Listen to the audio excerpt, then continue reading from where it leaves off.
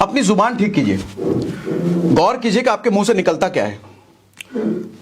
शक्तिशाली आदमी जिसकी सोच में दम होता है ना सर, वो हमेशा नोटिस करता है कि वो क्या बोल रहा है, कब क्या बोल रहा है। वो गलती से वो भी कोई ऐसी बात नहीं निकालता जो उसके पर्सनैलिटी को खराब कर सकता है।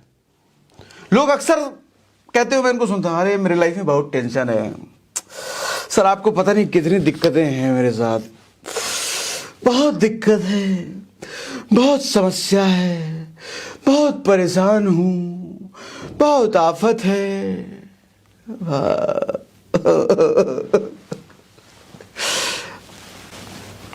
एक बात बताओ, आप जब कहते हो कि सर बहुत टेंशन है, ये कहने से आपका टेंशन कभी दूर होगा? आप जब ये कहते हो कि आपके साथ बहुत समस्याएं हैं, ये कहने से क्या समस्याएं दूर होगी? सर इसका समाधान करना पड़ेगा ना। आपको समस्या पता है, जब आपको यह पता चल जाए कि आपके घर में सांप निकला है, सर सांप को छोड़ दोगे, रहने दोगे अपने घर में, निकाल के बाहर करोगे? बाहर करोगे ना। तो जब आप ये चीजें बोलते हो, आपको पता है कि इससे समस्याएं ठीक नहीं होने वाली और इससे आपका मूड और हालात और ही खराब होता है। क्योंकि जब आप बोलते हो कि मेरी हालत बहुत खराब है, इसके आप उस वक्त अपना मेंटल स्टेटस चेक करो। आप उस वक्त खुद में दुखी फील करते हो। अगर दुखी नहीं भी हो, बोल के देखो, अरे मैं तो बहुत टेंशन में रहता हूं दिन रात। सर अगर टेंशन में नहीं भी हो तो ये बोलने के बाद आप टेंशन में आ जाओगे उस वक्त। तो जब आपको पता है कि ये प्रॉब्लम करता है आपके मेंटल स्टेटस पर, आपके दिमाग को डिस्टर्ब करता है, आपके काम को डिस्टर्ब करता है, तो ऐसी बात बोलते क्यों?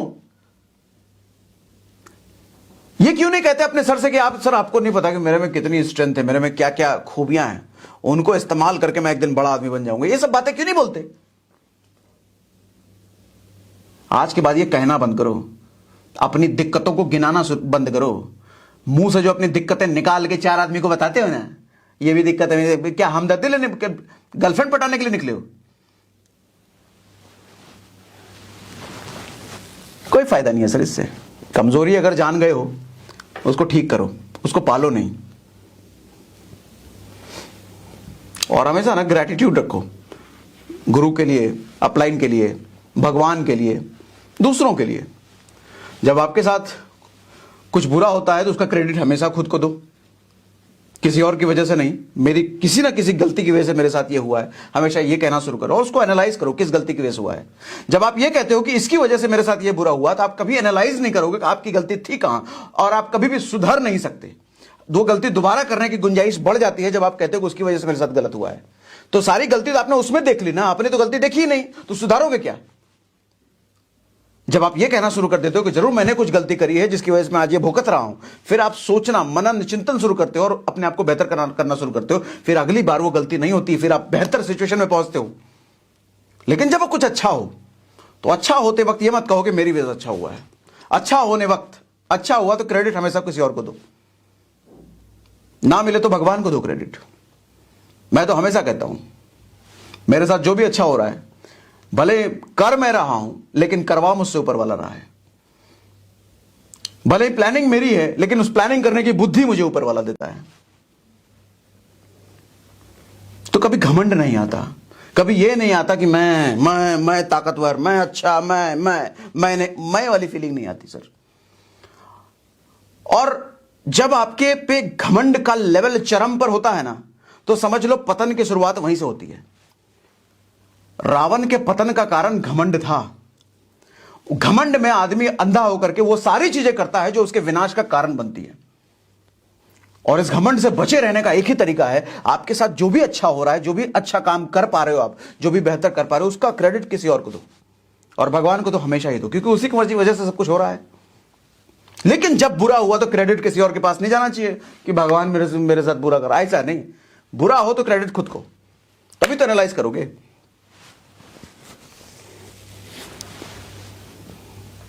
विश्वामित्र जब राम को लेने आए थे ना, वो टाइम ऐसा था कि ऋषि मुनि जब तपस्या वगैरह करते थे तो राक्षस लोग बड़ा परेशान करते थे उनको जंगल में। तो विश्वामित्र अयोध्या गए राम को लेने के लिए कि राम उन राक्षसों को मारेगा। राम का उस वक्त राज्याभिषेक हुआ था नया नया। तो जब दशरथ के पास पहुंचे कि जरा भाई साहब अपने लड़के को भेजो, तुम्हारा लड़का हमको चाहिए, बहुत दिक्कत कर रहा है राक्षस। तो दशरथ बोले अरे भाई साहब ऐसे कैसे, लड़का अभी भी कॉलेज पास आउट होकर के आया है, इसको काहे ले जा रहे हो, अभी तो लड़का जवान है, इसको खेलने खाने दो थोड़ा, पूरी सेना ले जाओ, इतनी बड़ी सेना है मेरे पास, टैंक वैंक सब भेजते हैं, इसको ले जाओ, एक एक राक्षस को चुन चुन के मारेंगे। तो विश्वामित्र ने क्या कहा, बड़ा ध्यान से सुनना। वो कहते हैं कि इन चार चीजों में से किसी भी एक चीज में अगर अधिकता हो जाए किसी इंसान के पास, तो उस आदमी में घमंड हो जाता है। वो चार चीजें क्या हैं? सबसे पहला धन। किसी के पास बहुत पैसा हो गया तो भैया घमंड तो आ ही जाता है, हम पता है फॉर्च्यूनर लिए अभी है, फॉर्च्यूनर का घमंड। दूसरा बल, बहुत ताकत है, ताकतवर आदमी पूरी दुनिया को कमजोर समझता है, वो किसी को भी कुछ समझता ही नहीं, फिर जिसके पास बहुत ताकत है, बहुत बल है, दुनिया में कमियां निकालता रहता है।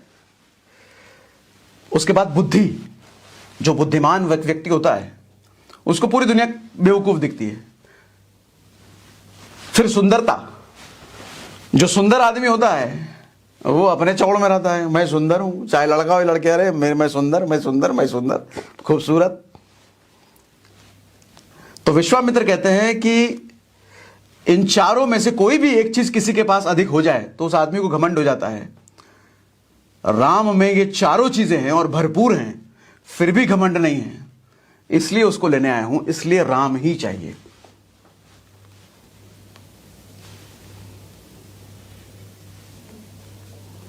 मैं लोगों को देखता हूं बाइक के पीछे लिखवाएंगे जय श्री राम, हेडलाइट पे लिखवाएंगे जय श्री राम, टी शर्ट में लिखवाएंगे जय श्री राम, मुंह से जोर जोर से चिल्लाएंगे जय श्री राम। अरे मुंह से बोलोगे कि स्टिकरें लगवाओगे कि राम से कुछ सीखोगे भी? हम भगवान में मानते जरूर हैं लेकिन भगवान की नहीं मानते। राम का चरित्र कैसा था ये भी तो देखो। पूरा राज्य बोले भरत को दे दो, दे दो, क्या दिक्कत है, भाई है अपना, ले ले ले ले। आज के टाइम में अगर भाई बोल दे भैया वो गांव वाला घर आप रख लो, शहर वाला घर हम रख लेते हैं, उसमें थोड़ा सा बनाते हैं, थोड़ा जमीन काम हो जाएगा, तुरंत कॉलर पकड़ लोगे, ऐसे कैसे, नहीं नहीं कुछ नहीं, दोनों मेरा है, बाबूजी बोल के गए मेरा है, तुम्हारा एगो उधर वाला जमीन है पीछे खेत वाला बस वही है, बाकी दोनों घर मेरा है। लिखवाओगे जय श्री राम और हरकत सारा रावण वाला करोगे। रावण यही तो था, अपने भाई को विभीषण को लात मार के बाहर कर दिया। हरकतें हमारे यही होती हैं रावण वाली, और लिखवाएंगे जय श्री राम। मैं देखता हूं गाड़ियों के पीछे स्टिकर लगा होता है महाकाल, और वो जो स्टिकर लगाया रहता है गाड़ी में वो पूरा चौड़ में रहता है। रिक्शा वाला कहीं टच हो गया तो रिक्शा वाले को एक थाप मार देगा, तुम पता नहीं कौन है, महाकाल लिखा हुआ है मेरे पीछे। किसी सब्जी वाले से लड़ेगा, छोटे छोटे लोगों से लड़ेगा। अरे महाकाल का मतलब मालूम क्या होता है? महाकाल का अगर स्टिकर लगवा के रखे हो तो महाकाल से सीखो ना, वो कैसे है उनकी तरह बनो, तो बनने की कोशिश तो करो। महाकाल का मतलब महाकाल, मतलब महाविनाशक। महाविनाशक किस चीज का? दुनिया की सारी बुराइयों का विनाशक। दुनिया में जितनी बुरी चीजें हैं वो सबको खत्म करने वाले, ये नहीं कि कमजोर लोगों को थाप लगाने वाले। अरे रिक्शा वाला अपना काम कर रहा है, उस जरा सटा भी दिया तो क्या जरूरत है उसे लड़ने का? बजाय उसको अगर 2 लाइन बोल दोगे, अरे भाई साहब कोई दिक्कत नहीं है, थोड़ा ठीक से चला लिया करो, खुश रहेगा वो भी। सिक्योरिटी गार्ड से लड़ते हुए मैंने देखा है, फॉर्च्यूनर वाले को सिक्योरिटी गार्ड से लड़ते हुए। अरे सिक्योरिटी गार्ड को दिन में 2 बार अगर सिर्फ इतना पूछ लो क्या हाल है गार्ड साहब, मैं अपनी सोसाइटी में करता हूं, मैं जब भी नीचे उतरता हूं अपने, क्या हाल है गार्ड साहब, क्या हाल है गार्ड साहब, क्या हाल है गार्ड साहब करता रहता हूं। बस इतने ही से ना गार्ड वो खुश रहता है, वो मुझे एक्स्ट्रा 4 बार सलाम करता है वो, बस इतना पूछ देने से। और ऐसे आदमी से लड़ते हो, स्टिकर लगवाते हो महाकाल, बेवकूफ।